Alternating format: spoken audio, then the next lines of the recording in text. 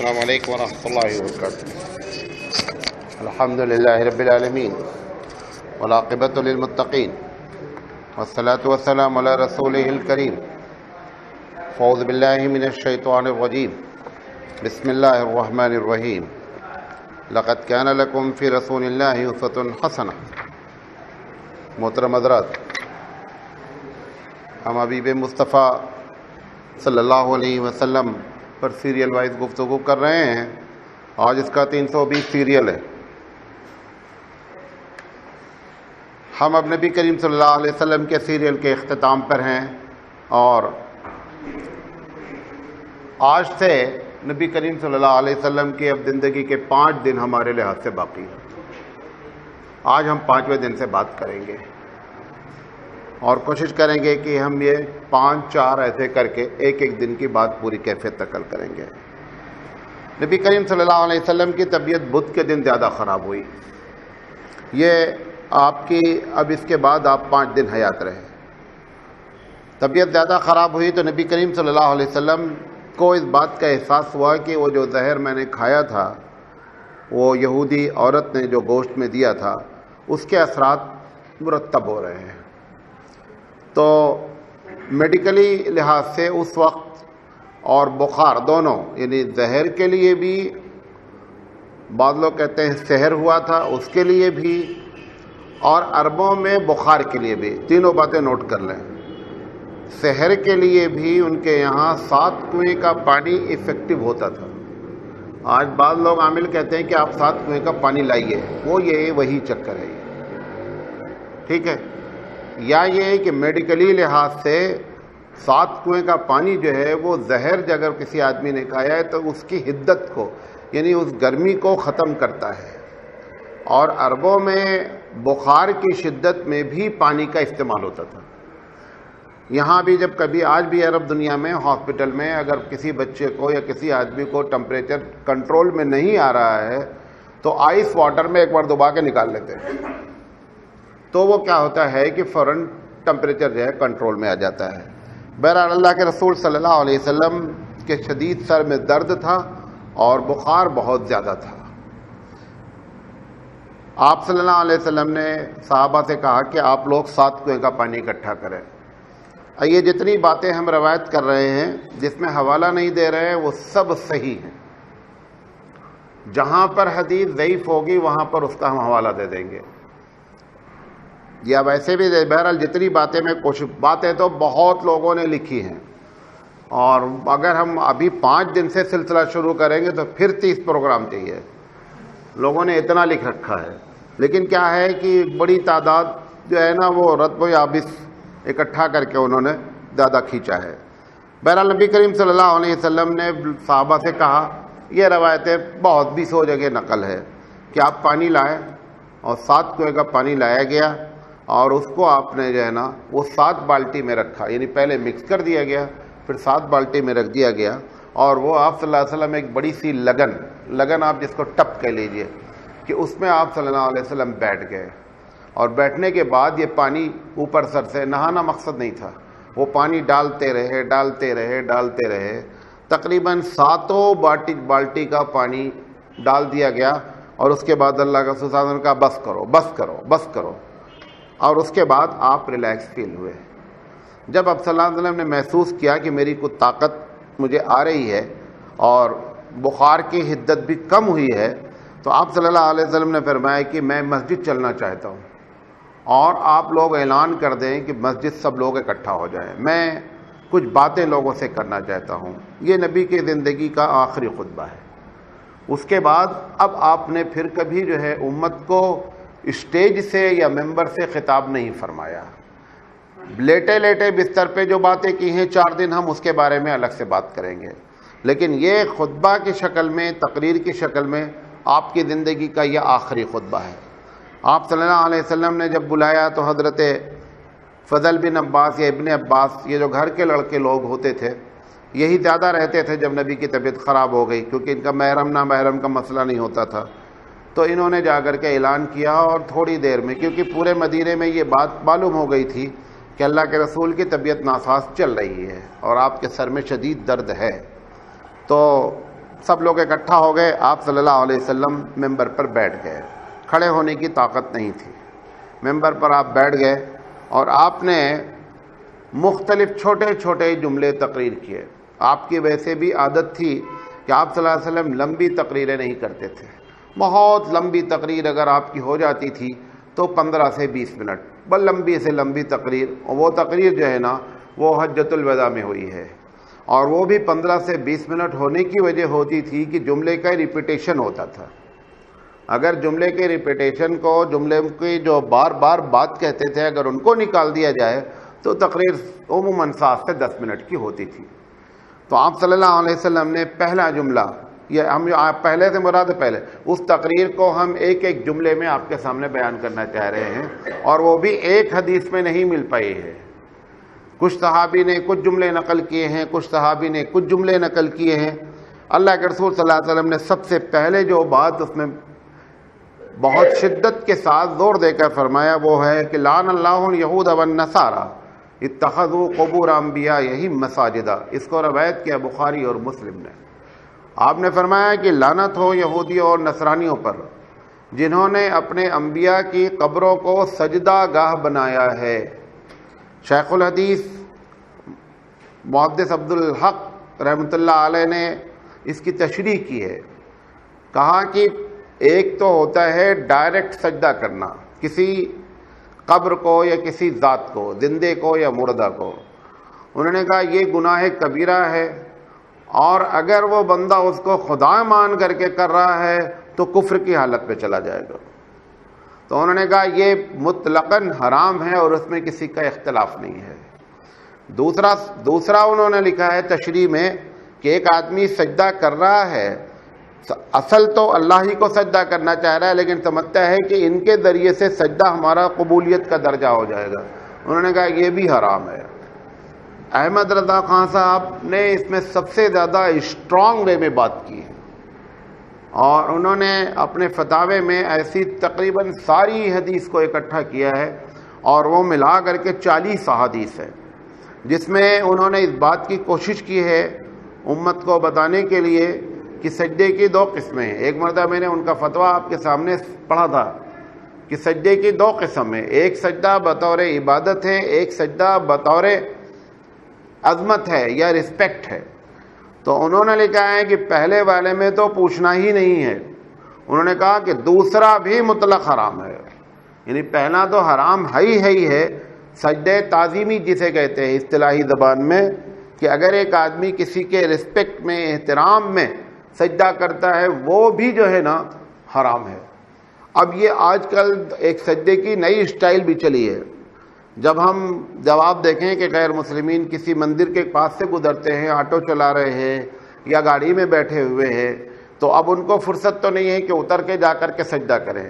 وہ سجدہ جاتے جاتے کبھی گاڑی کو سلو کر دینا ہے اور جھک جانا ہے، یہ بھی وہی سجدہ ہے، بھلے وہ سجدہ کیا جائے یا نہیں کیا جائے، کیونکہ وہ گاڑی میں بیٹھے ہیں، اترنا نہیں چاہتے، اس بنیاد پر گاڑی کو سلو بھی کرتے ہیں اسپیڈ کو، اور کرنے کے بعد جو ہے اگر اچانک گاڑی سلو نہیں ہوئی، بھول گئے، تو بھی سر کو جھکا کر کے جانا ہے۔ اب ہمارے مسلمان حضرات بھی کہ اگر ان کو موقع قبر پر جانے تک کا سجدہ کا نہیں مل رہا ہے تو گاڑی چلاتے چلاتے وہاں جھک کر کے جاتے ہیں، یہ تقریباً سجدے کے مترادف ہے، اس میں کوئی کسر نہیں ہے۔ میں یہ بات بتانا چاہتا ہوں، یہ اللہ کے رسول صلی اللہ علیہ وسلم نے اپنے زندگی کے ان ایام میں فرمایا ہے کہ آپ کو اشارہ مل چکا ہے کہ محمد صلی اللہ علیہ وسلم اب آپ ہمارے پاس آنے والے ہیں، اور اب آپ کی زندگی مختصر ہے۔ اب یقینی بات ہے کہ بندہ ایک ایک جملہ بھی جو بولے گا نا، وہ اس کی امت کے قیامت تک کے لیے نہایت سنگین ہوگی باتیں، اہم ہوں گی باتیں، ڈرانے والی ہوں گی باتیں۔ انہی باتوں کا ذکر پیارے حبیب مصطفیٰ صلی اللہ علیہ وسلم ایسے موقع پہ فرما رہے ہیں۔ یہ جو جملہ اب اس وقت انہوں نے تو اللہ کے رسول صلی اللہ علیہ وسلم نے تو یہ بات انبیاء کے لیے بیان فرمائی تھی۔ آج ہمارے یہاں ہر شخص کی قبر انبیاء سے بڑھ گئی ہے۔ یہاں پہ تو لفظ استعمال کیا گیا ہے کہ لعن اللہ الیہود والنصارى اتخذوا قبور انبیائہم مساجدا، کہ لعنت ہے ان پر جنہوں نے اپنے نبیوں کی قبروں کو سجدہ بنایا۔ تو نبی کی قبر تو اب بنا لیا ہے تو سمجھو جب ایک آدمی اپنے محلے والے کی قبر نہیں چھوڑ رہا ہے اور اس کو سجدہ کر رہا ہے تو نبی کو تو مل جائے گا، تو قبر ہی کھود کے لے کر کے آ جائے گا۔ وہ تو جان بوجھ کر کے سعودی حکومت نے اتنا ٹائٹ نظم وہاں رکھا ہے، ورنہ وہ جالی والی سب توڑ لاویں لوگ، ذرا سے موقع ملتا ہے۔ آپ کو معلوم ہے کہ خانہ کعبہ کا غلاف کاٹ لاتے ہیں لوگ۔ آپ دیکھتے ہیں حج کی پہلی تاریخ کو یا دوسری تاریخ کو خانہ کعبہ کا غلاف اٹھا دیا جاتا ہے۔ بعض پکچر ایسی بناتے ہیں، بعض لوگ سمجھتے ہیں یہ ایسے ایسے کیوں ہے غلاف۔ وہ غلاف ہمیشہ ویسا نہیں رہتا ہے، وہ صرف حج کے پہلی تاریخ سے 20-22 تاریخ تک رہتا ہے۔ اس کے بعد جب پبلک چھٹ جاتی ہے تو پھر غلاف کو زمین تک کیا کر دیا جاتا ہے، گرا دیا جاتا ہے۔ تو لوگ اس میں اندر سر میں گھس جاتے ہیں اور گھسنے کے بعد کیا کرتے ہیں، اس غلاف کو کاٹ لیتے ہیں، کیونکہ اور اس میں کاٹنے والے کوئی عرب نہیں ہوتے، سب یہ ایشیا کے اس علاقے کے لوگ ہوتے ہیں، یہ ہندوستانی، پاکستانی، بنگلہ دیش، جن کا عقیدہ ابھی پرانا ہے اور وہ پرانا عقیدہ ختم ہو نہیں پا رہا ہے، وہ ریڑھ کی ہڈی میں نسلاً بعد نسلاً ٹرانسفر ہو رہا ہے، لہذا یہ وہاں سے کاٹ کے لاتے ہیں۔ کتنی خاک شفا کے نام پر مٹی بکتی ہے، آپ کو معلوم ہے کہ اللہ کے رسول صلی اللہ علیہ وسلم کی قبر پہ کبھی کبھی وہاں کنارے جھاڑو واڑو دیا جاتا ہے، تو وہ مٹی کے نام پر معلوم نہیں کتنی مٹی نکلتی ہے کہ پوری دنیا کو شیشی میں بٹ کے جا رہی ہے، اور اس نبی نے فرمایا کہ مٹی کھانا حرام ہے، مٹی کھانا جان بوجھ کر حرام ہے۔ اسی لیے روٹی بھی اگر جل جائے تو خاکساری میں روٹی کھانا نہیں ہے، روٹی جل جاتی کبھی کبھی نا، بیچ پہ ایک ٹکڑا ہو جاتا ہے، پوری جتوں کے جل گئی تو کوئی نہیں کھاتا ہے، بیچ میں تو آپ یہ نہیں تو نہیں خاکساری ہے چلو کھا لینا چاہیے، نہیں، اس میں خاکساری اس ٹکڑے کو نکالنا ہے۔ کیوں؟ خاکساری وہی خاکساری جس کو رسول نے پسند کیا، بقیہ کوئی خاکساری واکساری ہوتی نہیں ہے۔ یہ جب تک مزاج نہیں بنائیں گے تب تک ہمارے مزاج سے گاڑی چلے گی تو یہ سارے پرابلمز آتے رہیں گے۔ بہرحال نبی کریم صلی اللہ علیہ وسلم نے اپنی آخری ایام میں ایک اہم چیز کی طرف اشارہ فرمایا، امت اسی میں ملوث ہو گئی۔ افسوس کی بات یہ ہے کہ جس چیز کو آپ کو ایک، یہ تو ابھی تو یہودیوں کے بارے میں فرمایا، آگے جملہ سنیے، پھر نبی کریم صلی اللہ علیہ وسلم نے فرمایا، اس کو رحمت للعالمین مولانا سلمان منصور پوری نے نقل کیا ہے، انہوں نے کہا لوگوں، یہ موطا مالک کی روایت ہے، لوگوں میرے بعد میری قبر کو ایسا نہ بنانا کہ لوگ اس کی پوجا کرنے لگیں۔ اسلام میں قبر کو بنانے کا کانسیپٹ ہی نہیں ہے۔ اب تو کیا ہے کہ جیسے کرسچن کے قبرستان ہیں کہ ہر قبر پر صلیب لگا ہے اور قبر پکی ہے، سارے لوگوں کا ارادہ ہے کہ قبر کسی طرح پکی بنا دی جائے۔ اب وہ ہم علماء دیوبند بھی کیا کرتے ہیں کہ اس میں تشدد اختیار کرنے کے بجائے ایسی راہیں نکالتے ہیں، نہیں وہ پتھر رکھا جا سکتا ہے، وہ سائیڈ میں کیا جا سکتا ہے، وہ جو بھی کیا جا سکتا ہے وہ کیا جانا اب علامت بنے گی، اور یہ ہر آدمی کا پکی قبر۔ میں نے سنگاپور میں وزٹ کیا قبرستان کو، تو اتنی مطلب وہ قبرستان کو اتنا ڈیکور کر رکھا ہے، اندر باقاعدہ پچ روڈ ہے، گاڑیوں کے ذریعے پورے آپ جا کر کے پکنک کر کے آ سکتے ہیں، اور ہر قبر پہ کوئی کپڑا ہے، کوئی چیز ہے، مطلب کیونکہ یہ جو علاقہ آپ کا تھائی لینڈ ہے اور سری لنکا ہے، سری لنکا سے مین بدعت شروع ہوتی ہے، آپ کو معلوم ہے، سری لنکا سے لے کر کے یہ تھائی لینڈ تک جتنے مسلم تھوڑے تھوڑے ہیں، ان کے یہاں ہندوستان بھیک مانگے اتنی بدعت ہے، اور ہندوستان اور پاکستان میں سب سے زیادہ بدعت جو ہے نا وہ پنجاب میں ہے۔ پنجاب ہندوستان کا نہیں، پنجاب پاکستان کا، وہ گڑھ ہے بدعت کی۔ تو بہرحال اللہ کے رسول صلی اللہ علیہ وسلم نے اپنی قبر کے بارے میں بھی ہدایت فرمائی، اس کے پہلے بھی آپ نے یہ بات فرمائی تھی، لا تجلو قبری عیدا، کہ لوگوں میری قبر پر میلہ نہیں لگانا، سمجھے؟ یہ آپ نے دوسری مرتبہ اس محفل میں فرمایا۔ موطا مالک کی روایت ہے کہ اے لوگوں میری قبر کو ایسا نہیں بنانا۔ یہ تو جو گنبد خضرا بنا دیا گیا، اب آج لوگ گنبد خضرا پہ شعرا حضرات، علماء حضرات، اتنی تقریریں، ایسا لگتا ہے گنبد خضرا خود بہت بڑا جو ہے وہ کوئی مسئلہ بن گیا ہے، حالانکہ اللہ کے رسول صلی اللہ علیہ وسلم کو سب سے چاہنے والی ذات اس زمین پر ابو بکر کی ہے۔ ابو بکر صدیق رضی اللہ تعالیٰ عنہ سے زیادہ اس دھرتی پر کوئی نبی کریم صلی اللہ علیہ وسلم کو چاہتا نہیں تھا۔ چاہنا ہوتا ہے بات ماننے کا، بڑے بڑے کبار صحابہ نے مشورہ دیا کہ اسامہ کا جو لشکر، کل میں نے جو ذکر کیا تھا نا کہ اسامہ رضی اللہ تعالیٰ عنہ کے لشکر کی کمانڈری میں سے ان لوگوں کو الگ کر دیا جائے یا یہ کہ کمانڈر چینج کر دیا جائے۔ حضرت ابو بکر نے کہا کہ جتنے لوگوں کو مشورہ دینا ہو سب لوگ پہلے مشورہ دے دو، میں بعد میں بولوں گا۔ جب حضور نے ان کو کر دیا اور حضور کی وفات ہو گئی اور پھر لوگوں نے سوچا کہ چھوٹا لڑکا ہے 19 سال کا اور اتنے بڑے بڑے ہیں، تو لوگوں نے الگ الگ انداز سے بات کی، تو ابو بکر صدیق رضی اللہ تعالیٰ عنہ نے فرمایا کہ سب لوگ بول لو، جتنا بولنا ہے میں بعد میں اٹھ کر کے جواب دوں گا۔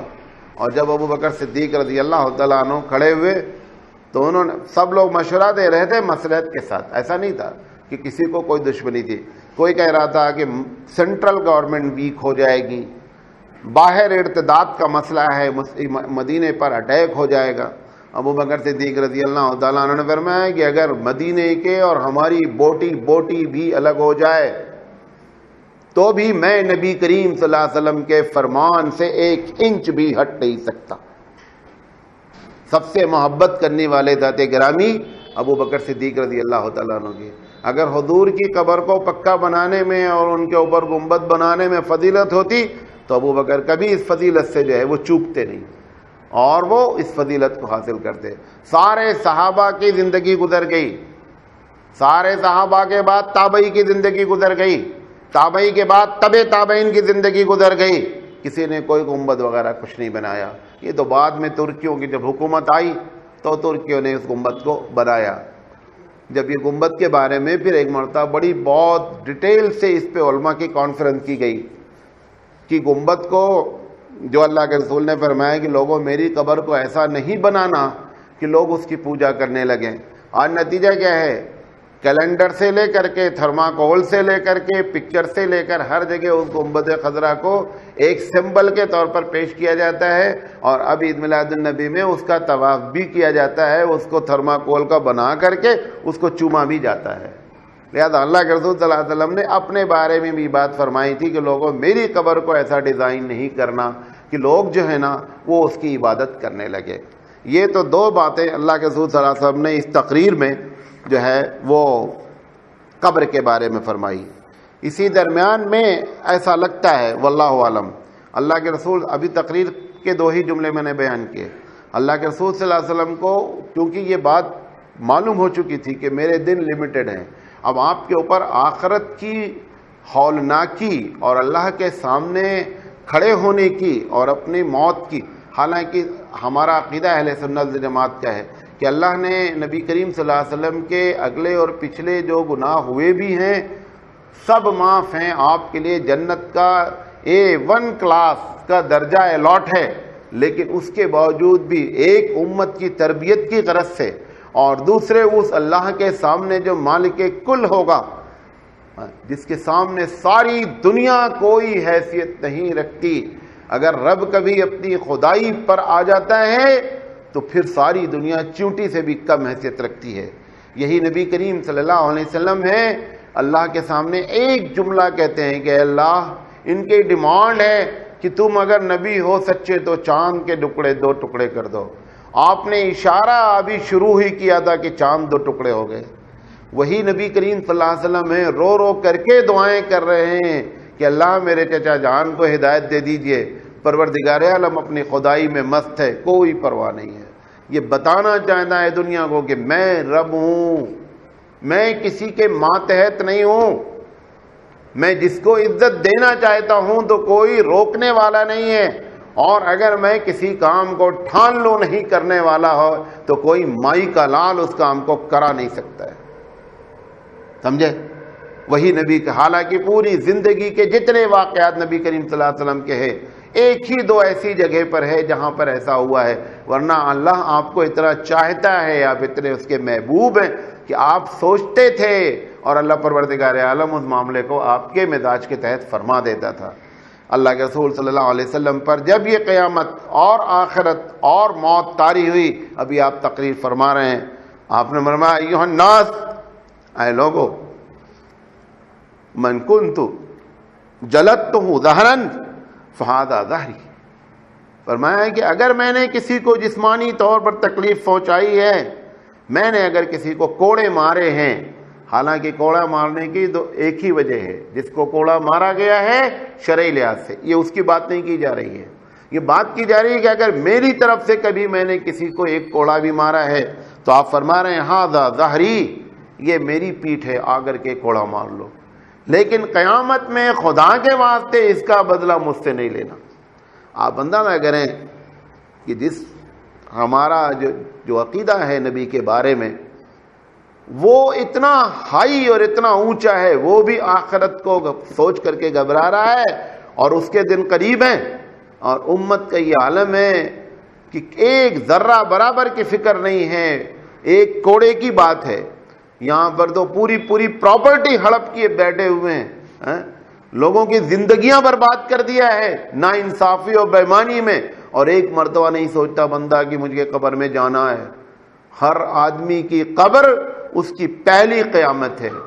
قیامت جو دنیا کے لیے قائم ہوگی وہ قیامت آپ کے لیے ہو یا نہیں ہو، ہماری قیامت تو ہمارا مرنا ہے۔ اگر وہ بعد میں قائم ہوتی ہونے دے، اس وقت تو آپ موجود بھی نہیں رہیں گے۔ ہماری تو قیامت ہماری موت ہے۔ اللہ کے رسول صلی اللہ علیہ وسلم فرما رہے ہیں کہ خدا کے واسطے مجھ سے بدلہ لے لے۔ پھر آپ نے فرمایا من کنت شتمت لہ ارضا فہذا ارضی، کہ اگر میں نے کسی کو کسی کی بے عزتی کی ہے، کسی کی عزت کو تھوڑا سا دھکا پہنچا ہے، تو وہ میری عزت اس کے سامنے ہے، وہ اتنی مجھ سے بدلہ لے کر خدا کے واسطے مجھے وہاں کے لیے چھوڑ دے۔ یہ آپ نے دوسری بات فرمائی۔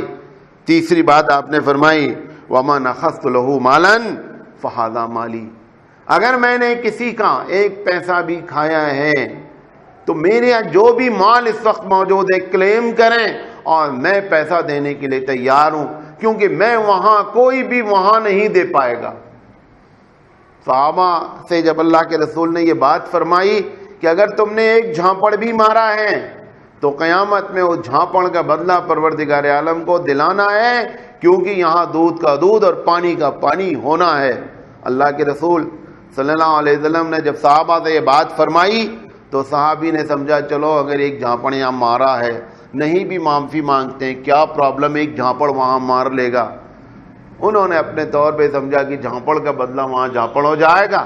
اللہ کے رسول صلی اللہ علیہ وسلم فرمایا کہ وہاں جھانپڑ نہیں مارا جائے گا، وہاں تمہاری نیکی اس جھانپڑ کے بدلے میں اس کو ٹرانسفر کی جائے گی، جہاں پر اب نیکی کرنے کے کوئی چانسز نہیں ہیں، کوئی چانس نہیں۔ ایک مرتبہ بھی مرنے کے بعد اگر آپ سبحان اللہ بھی بولنا چاہتے ہیں، اور ہم بولنا چاہتے ہیں، تو بولنے کی نہ قدرت ہے اور نہ بولنے کا فائدہ ہے۔ یہ ابھی وقت ہے ان سب چیزوں کو کلیئر کرنے کا۔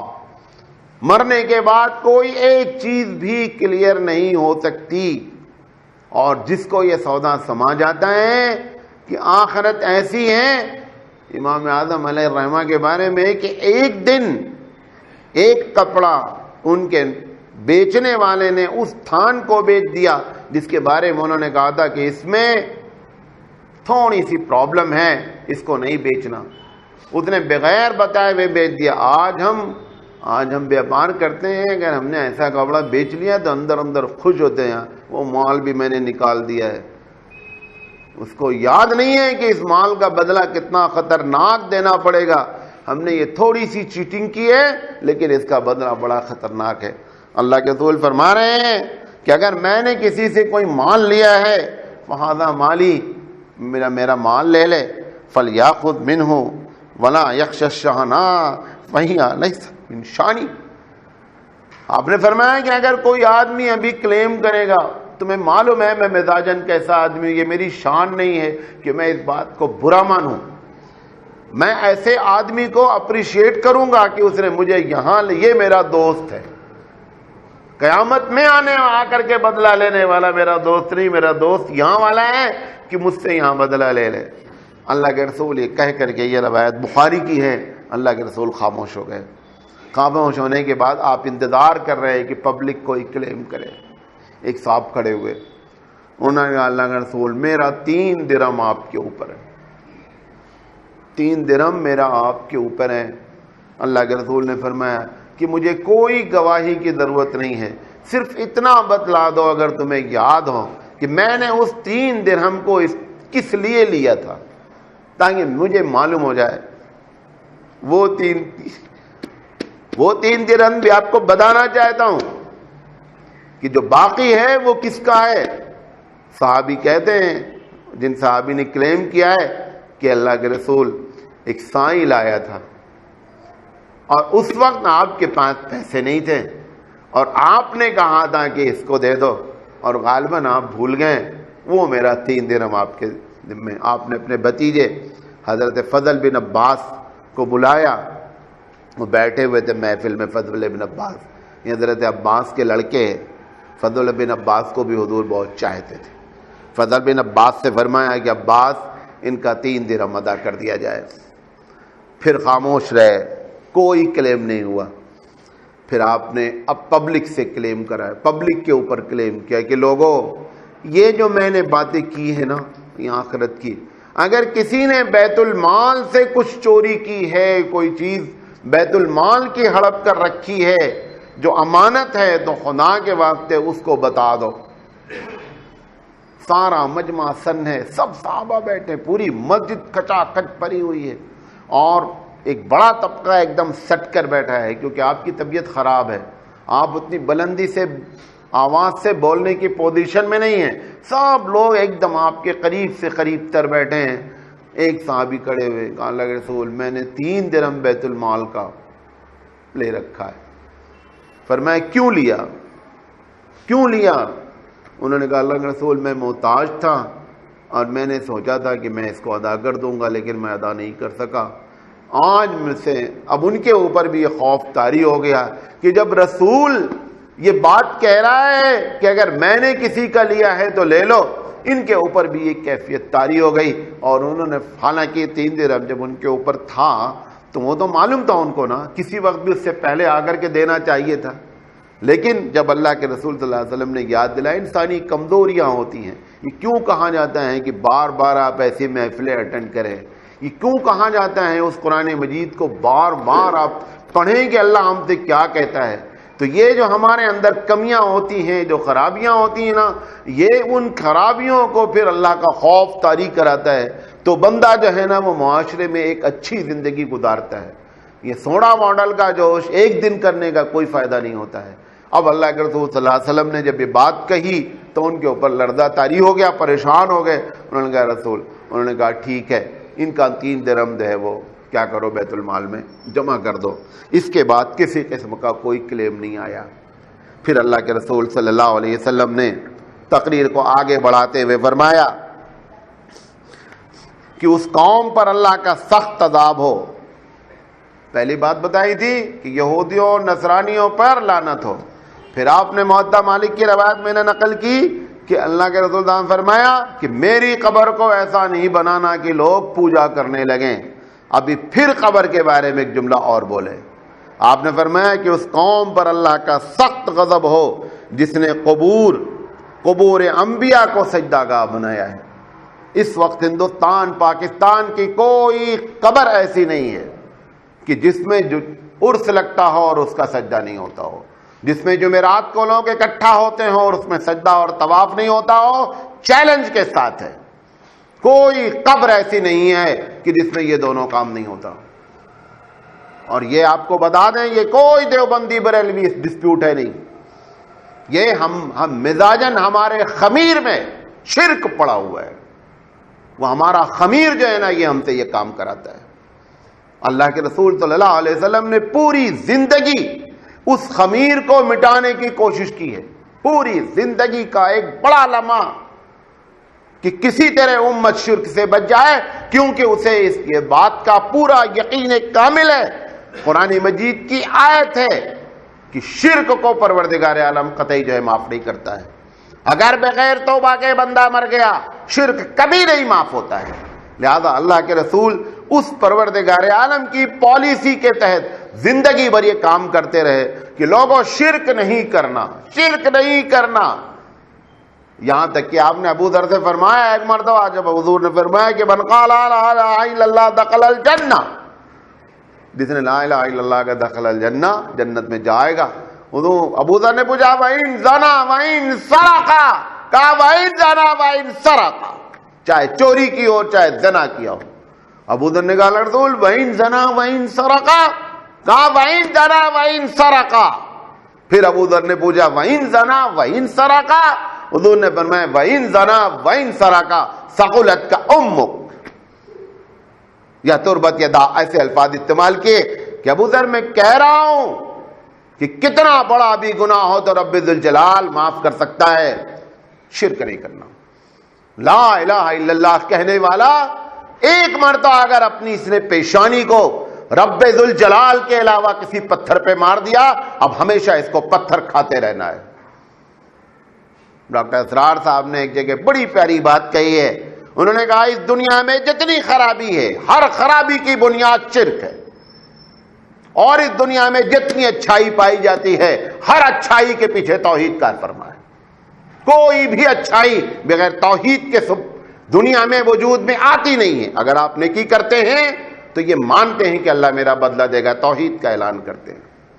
اگر آپ کسی کے ساتھ بدلہ نہیں لیتے، ساری چیزیں آپ دیکھ ایک مثال لیتے جائیے، ان سب کے پیچھے توحید کار فرما ہوتی ہے۔ اور جب توحید نکل جاتی ہے، ہمارا مسئلہ فلاں جگہ ہوگا، فلاں خوش ہو گئے، جتنی چیز پیارے حبیب مصطفیٰ صلی اللہ علیہ وسلم نے یہ جو امت کو وارننگ کے طور پہ بتائی تھی، سب کچھ اس وقت یہ امت کر رہی ہے۔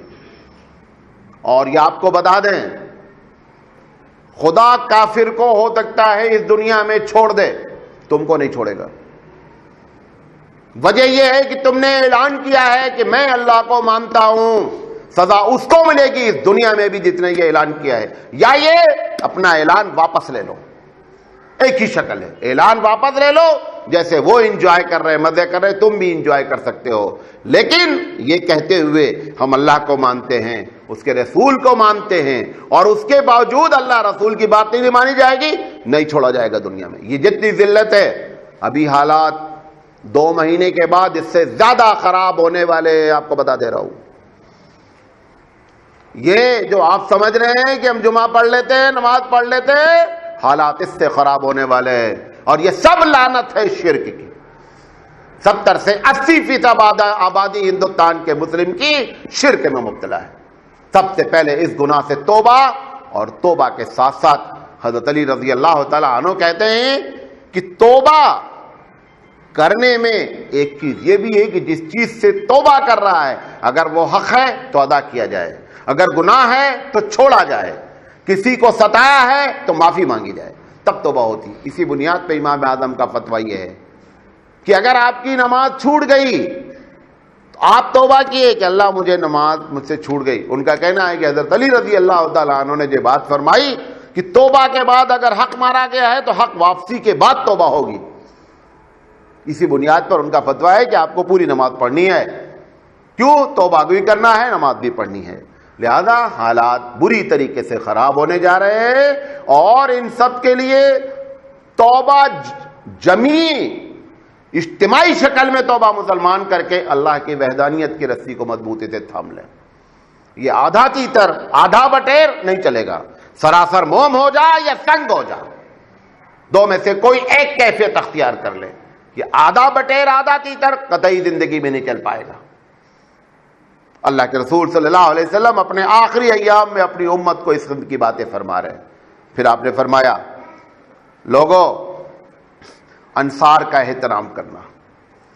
انصار نے اپنی ذمہ داری بخوبی انجام دی، یعنی اللہ کے رسول صلی اللہ علیہ وسلم مکہ سے مدینہ آئے، اور مدینہ آ کر کے انصار نے اپنی جانیں لٹائیں، اپنے مال کو لٹایا۔ آپ کو معلوم ہے کہ جس وقت مصعب بن عمیر رضی اللہ تعالیٰ عنہ 72 آدمی کو لے کر کے آئے ہیں مدینہ سے، حضور سے جو انہوں نے وعدہ کیا تھا، یہ تو لوگ ہیں نا آدھی آدھی بات کرتے ہیں، پبلک کو لالی پاپ دی جاتی ہے، حدیث میں بھی ڈنڈیاں ماری جاتی ہیں، حدیث کو بھی آدھا بیان کرتے ہیں، شرم نہیں آتی ہے۔ جب اللہ کے رسول صلی اللہ علیہ وسلم ان 72 آدمیوں سے نے اسلام قبول کیا، حضرت عباس کھڑے ہوئے سب سے پہلے، ابھی حضور بات نہیں کیے تھے، حضرت عباس کھڑے ہوئے کہا دیکھو اے مدینہ کے لوگوں، تم یہ نہ سمجھنا کہ یہ میرا بھتیجا کوئی اس پوزیشن میں ہے یا یہ کہ اس کا کوئی پرسان حال نہیں، کوئی پوچھنے والا نہیں ہے۔ اگر تمہارے اندر دمخم ہے تو اس کو لے جانا، اگر اس کی جان کی حفاظت کر سکتے ہو تو اس کو لے جانا، ورنہ نہیں لے جانا۔ یہ کوئی گرا پڑی ذات نہیں ہے، یہ قریش کا نوجوان ہے۔ اور پھر اللہ کے رسول صلی اللہ علیہ وسلم نے ان سے جو وعدے لیے، عبادت کا وعدہ لیا گیا، اس کے بعد معلوم کیا کہتے ہیں آپ؟ کہتے ہیں مجھے لے جانے کے بعد تمہارے بڑے بڑے لوگ قتل کر دیے جائیں گے، کیا برداشت ہے انصار کے لوگوں؟ پھر آپ نے فرمایا کہ مجھے لے جانے کے بعد تم کو لوگ لعنت ملامت کریں گے، کیا اللہ کے راستے میں لعنت ملامت سننے کے لیے تیار ہو؟ پھر آپ نے فرمایا مجھ کو لے جانے کے بعد تم کو اللہ کے راستے میں پیسہ خرچ کرنا پڑے گا، کیا اس کے لیے تیار ہو؟ فرق اور ایک لفظ استعمال کیا، ایسے ایسے لوگوں سے جنگیں ہونے کے چانسز ہیں۔ یہ ساری بات حضور نے، حالانکہ موقع یہ تھا کہ آپ ان کو لالی پاپ دکھلاتے کہ آپ کو للہ پڑھیں گے جنت میں چلے جائیں گے، آپ فلاں کام کریں گے جنت میں چلے جائیں گے۔ آپ نے کلیئر پالیسی بتائی کہ ہمارے جانے کے بعد ایسے حالات ہو جائیں گے، دشمنیاں ہو جائیں گی، قتل ہوں گے لوگ، پراپرٹیاں چھنیں گی، یہ سب برداشت ہے تو مجھے لے چلو۔ انصار کھڑے ہوئے، اس انصار کا ذکر یہاں فرمایا جا رہا ہے، اس کے اس احسان کا بدلہ اپنے زندگی کے آخری موقع پہ چکایا جا رہا ہے۔ رسول اکرم صلی اللہ علیہ وسلم فرماتے ہیں اب تمام صحابہ سے کہ یاد رکھو یہ وہ انصار ہے، اور معلوم اس کے جواب نے کیا کہا تھا؟ اس نے انہوں نے کہا رسول ہم سب ایک ایک کا نام لے کر صحابی کھڑے ہوئے انصاری، اور انہوں نے کہا اللہ رسول مجھے سب برداشت ہے، قبیلے کے سردار تھے، جانیں چلی جائے، نقصان ہو جائے، سب کچھ مجھے برداشت ہے، لیکن آپ ہمارے ساتھ چلیے۔ اللہ کے رسول صلی اللہ علیہ وسلم اس بات کی طرف کہ انصار نے اپنی ذمہ داریاں نبھا دی ہیں، اب وقت آیا ہے کہ اب انصاریوں کے ساتھ پریفرنس دیا جائے، انصاریوں کو حقوق کو زیادہ سے زیادہ ادا کیا جائے، کیونکہ اب اسلام اسٹیبلش ہو چکا ہے، اسلام اب خود دینے والا بن گیا ہے، اب اسلام کو چندہ کرنے کی ضرورت نہیں ہے، اب اسلام چندہ دیتا ہے۔ اللہ کے رسول صلی اللہ علیہ وسلم کے پاس جنازہ آتا تھا تو آپ فرماتے تھے کہ اگر اس کے اوپر قرض ہے میں نماز نہیں پڑھوں گا، جس کا دل چاہے نماز پڑھا دے، میں قرض والے پہ نماز نہیں پڑھوں گا۔ اور جب اللہ کے رسول کو اللہ نے عنایت فرمایا، کتنا عنایت فرمایا اندازہ نہیں کیا جا سکتا۔